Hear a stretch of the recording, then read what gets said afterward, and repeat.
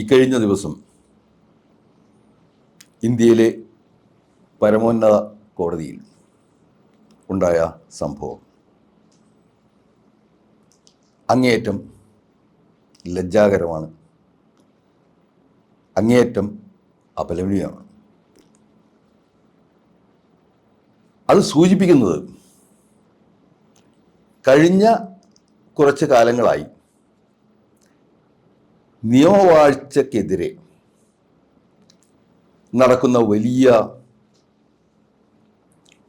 അക്രമങ്ങൾ എത്രത്തോളം ഭീകരമായ അവസ്ഥയിൽ എത്തിയിരിക്കുന്നു എന്നുള്ളതാണ്. ഒരു ജനാധിപത്യ രാജ്യം നിലനിൽക്കുന്നത് അതിൻ്റെ നിയമവാഴ്ചയിലുള്ള ഉറപ്പിന്മേലാണ്. നമുക്കറിയാം, കുറച്ചധികം കാലങ്ങളായിട്ട് പല വിധിന്യായങ്ങളും നിയമവാഴ്ചയുമായി യാതൊരു ബന്ധമില്ലാത്ത രീതിയിൽ വന്നുകൊണ്ടിരിക്കുന്നുണ്ട്.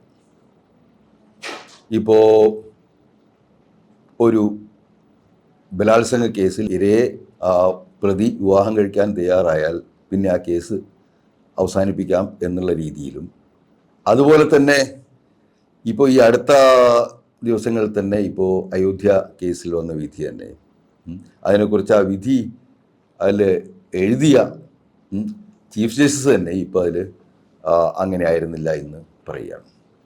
അപ്പം ഈ രീതിയിലുള്ള വിഷയങ്ങൾ എപ്പോഴും നിയമവാഴ്ച എന്ന് പറഞ്ഞാൽ നിയമവാഴ്ച നിലനിൽക്കുന്നത് അതിൻ്റെ കൃത്യതയിലാണ്.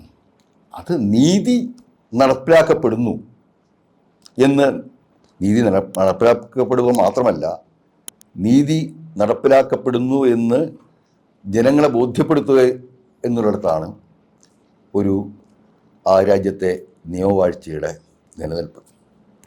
അപ്പോൾ അതില്ലാതായി വരുമ്പോൾ, അതില്ലാതായ കേസുകൾ നമ്മൾ നേരത്തെ കണ്ടിട്ടുണ്ട്.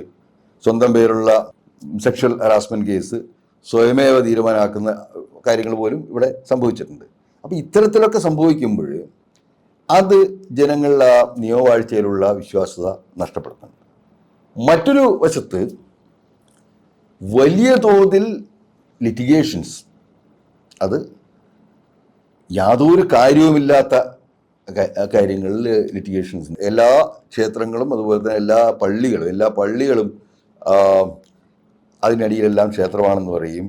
അവയെല്ലാം തന്നെ അത് തുറന്നു പരിശോധിക്കണം, അത് 500 വർഷം മുമ്പ് ക്ഷേത്രമായിരുന്നു, 1000 വർഷം മുമ്പ് ക്ഷേത്രമായിരുന്നു എന്നൊക്കെ പറയുമ്പോൾ അതൊക്കെ അനുവദിച്ചു കൊടുക്കുന്ന ലോവർ കോടതികളുണ്ടായിരുന്നു. പല ഘട്ടങ്ങളിലും അത്തരം കാര്യങ്ങൾ അപ്പം തന്നെ തള്ളിക്കളയുന്നതിന് പകരം അത് ആ പെറ്റീഷൻസ് അനുവദിച്ചു കൊടുത്തതിന് ശേഷം അതിൻ്റെ മുകളിൽ പിന്നെ പലപ്പോഴും നമ്മൾ കാണാൻ സാധിക്കുന്നു, അതിന് മുകളിലൊക്കെ പല മാനിപ്പുലേഷൻസും നടക്കുകയും അതിന് അനാവശ്യമായ വിവാദങ്ങൾ ഉണ്ടാവുകയും ചെയ്യുന്നുണ്ട്. അവസാനം ഇത്തരം പെറ്റീഷൻസ് അത് ഇനി എൻ്റർടൈൻ ചെയ്യേണ്ട എന്ന് സുപ്രീം കോടതിക്ക് പറയേണ്ട ഘട്ടം പോലും വന്നിട്ടുണ്ട്. അത്തരത്തിൽ ഈ യാതൊരു അടിസ്ഥാനവുമില്ലാത്ത കേസുകൾ എൻ്റർടൈൻ ചെയ്തു വരികയും, അതേ തരത്തിലുള്ളൊരു കേസാണ് ഈ പറഞ്ഞ കേസും. അപ്പോൾ അതിൽ വരുമ്പോൾ ഒരു അഭിഭാഷകൻ, അയാൾ അഭിഭാഷകനാണ്, അയാൾ നേരെ ഇന്ത്യയിലെ ചീഫ് ജസ്റ്റിസിനെതിരായിട്ട് വളരെ മോശമായ രീതിയിൽ പ്രതികരിക്കുകയാണ്. ആ പ്രതികരിച്ച ആൾ ഇപ്പോഴും അതിൽ മാപ്പ് പറയാനും തയ്യാറായിട്ടില്ല. അയാൾ ജയിൽ ശിക്ഷ അനുഭവിക്കാൻ തയ്യാറാണെന്നാണ് പറയുന്നത്. അപ്പോൾ ഇത് എത്രത്തോളം ഇന്ത്യയിലെ ഇന്നത്തെ സെക്കുലർ വ്യവസ്ഥിതിയിൽ എത്രത്തോളം മിഥ്യയായിട്ടുള്ള ജാത്യാഭിമാനങ്ങളും ഒക്കെ പിടിമുറുക്കുന്നു എന്നാണ് ഈ സംഭവം കാണിക്കുന്നത്. അതൊരു തരം ബ്രാഹ്മണിക്കൽ വാല്യൂസിലേക്ക് തിരിച്ചുപോയി അത് നടപ്പിലാക്കാൻ ശ്രമിക്കുന്നതായിട്ട് മാത്രമേ നമുക്കിതിനെ കാണുവാൻ കഴിയുകയുള്ളൂ. അപ്പോൾ അതിലൊരു തെറ്റും ഈ ചെയ്യുന്ന ആളുകൾ കാണുന്നില്ല. ഇത് തന്നെയാണ് തെരുവിൽ നടക്കുന്ന അക്രമങ്ങളുടെയും പിറകിലുള്ളത്. പലപ്പോഴും അന്ധമായ മതവിദ്വേഷത്തിൻ്റെ മാത്രം ഭാഗമായിട്ട് സംസ്ഥാന സർക്കാരുകൾ തന്നെ പല നിയമങ്ങളും പാസ്സാക്കുന്നതായും, അതുപോലെ അത് നമ്മുടെ ഒരു രീതിയിലും രാജ്യത്ത് നിലനിൽക്കുന്ന നിയമങ്ങളിൽ പറയാത്ത രീതിയിൽ നിങ്ങൾ ഇന്ന ഭക്ഷണം കഴിക്കണമെന്ന് പറയുകയും ഇന്ന രീതിയിൽ ജീവിക്കണമെന്ന് പറയും. അതുപോലെ ഇന്ന സ്ഥലങ്ങളിൽ ഇന്ന മതത്തിൽപ്പെട്ട ആളുകൾ ജോലി ചെയ്യാൻ പാടില്ല എന്ന് വരെ പറയുന്ന രീതിയിൽ കാര്യങ്ങൾ അധപ്പതിച്ചു രാജ്യത്ത് എന്നാണ് നമ്മൾ മനസ്സിലാക്കേണ്ടത്. അതാണ് കഴിഞ്ഞ ദിവസം ഡൽഹി മുഖ്യമന്ത്രി പറഞ്ഞത്, എല്ലാവരും ബ്രാഹ്മണരെ സേവിക്കണമെന്ന് പറഞ്ഞായിട്ടൊരു വാർത്താപത്രമുണ്ട്.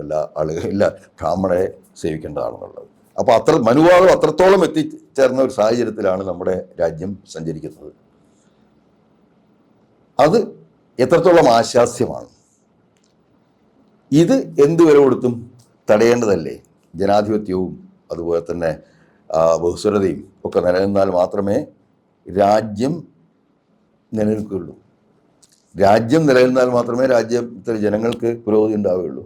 നമ്മളിപ്പം ലോകത്തിൻ്റെ പല ഭാഗങ്ങളിലും ഇത്തരത്തിലുള്ള വിഷയങ്ങൾ കാണുന്നുണ്ട്. അത് അവിടുത്തെ ജനങ്ങൾക്ക് എത്രത്തോളം ആപൽക്കരമാണെന്നുള്ളത് നമ്മൾ കണ്ടുകൊണ്ടിരിക്കുന്നുണ്ട്. അപ്പോൾ ഇത്തരം പ്രവണതകളെ നിശ്ചിതമായി അപലപിക്കുന്നതിന് പകരം അധികാരികൾ ഒരു തരത്തിൽ മൗനം പാലിക്കുകയാണ്.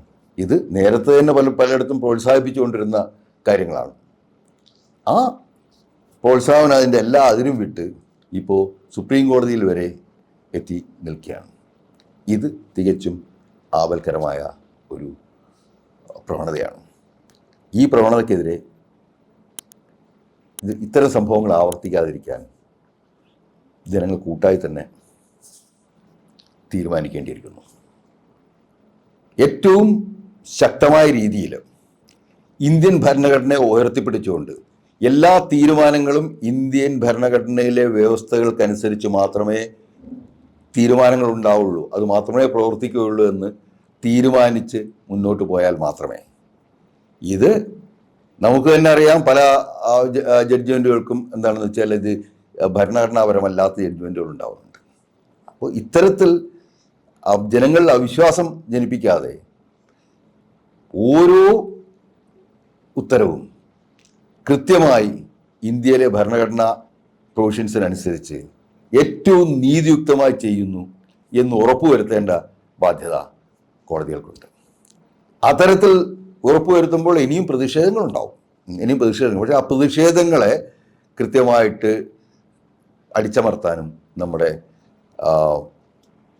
സർക്കാരിന് സാധിക്കണം. അതായത് നീതിക്ക് കണ്ണില്ല, നീതി കൃത്യമായിട്ട് പാലിക്കപ്പെടണം. അത് ആ നീതിയുടെ തുലാസ് എന്നും ഈക്വലായി നിൽക്കുന്നിടത്ത് മാത്രമേ ജനാധിപത്യവും അതുപോലെ തന്നെ കൃത്യമായിട്ടുള്ള ഭരണ സംവിധാനവും നിലനിൽക്കുകയുള്ളൂ. നീതിയുടെ തുലാസ് ഏതെങ്കിലും പക്ഷത്തിലേക്ക് തിരിയുകയാണെന്നുണ്ടെങ്കിൽ അവിടെ നിയമ സംവിധാനം തകരുക തന്നെ ചെയ്യും. അപ്പോൾ ഈ കാര്യം നമ്മുടെ ഭരണകർത്താക്കളും നീതി നിർവഹിക്കുന്ന നീതിന്യായ കോടതികളും എപ്പോഴും മനസ്സിൽ സൂക്ഷിക്കേണ്ടതാണ്.